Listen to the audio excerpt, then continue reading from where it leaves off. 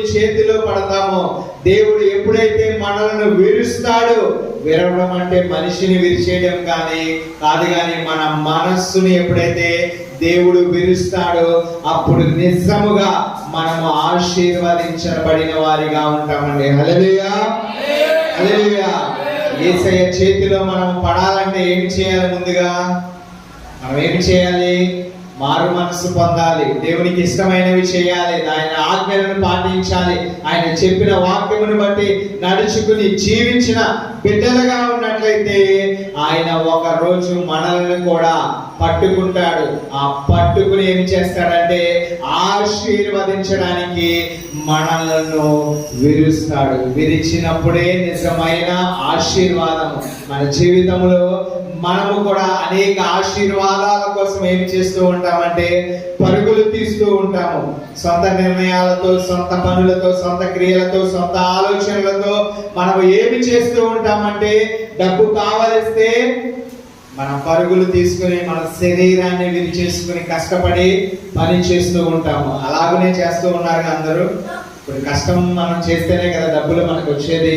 మనం ఏమి చేస్తాం? శరీరాన్ని ఫలముగా పెట్టి, శరీరాన్ని బలమంతా ఉపయోగించి, శరీరమును చెమట కార్చుకుని, శరీరాన్ని కష్టము చేసుకుని సంపాదించే బిడ్డలుగా ఉన్నామండి. ఆ సంపాదన ఎప్పటి వరకు ఉంటుంది?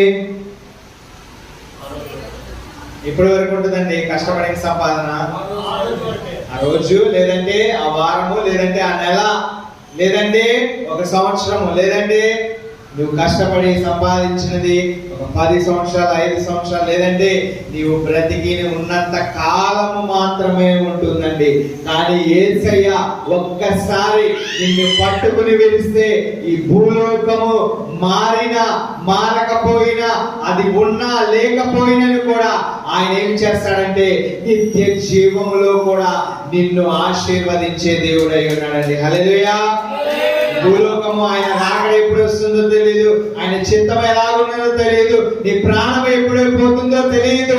అప్పటికి మునిపే నీవు ఒక్కసారి ఆయన చేతిలో పడినట్లయితే, ఒక్కసారి విరవబడినట్లయితే నీవు పొందుకునేది యుగ యుగములో ఆశీర్వాదము. అది నిరంతరము నీతో ఉండే ఆశీర్వాదము.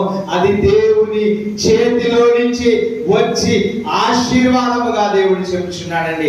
ఆశీర్వాదమునకు మించినది ఈ లోకంలో ఏది లేదండి. దేవుని చేతిలో నుంచి, ఆయన స్పర్శలో నుంచి, ఆయన హృదయంలో నుంచి, ఆయన చూపులో నుంచి, ఆయన మాటలో నుంచి వచ్చే ఆశీర్వాదము ఈ లోకంలో ఎవరైనా తీసివేయగలరా?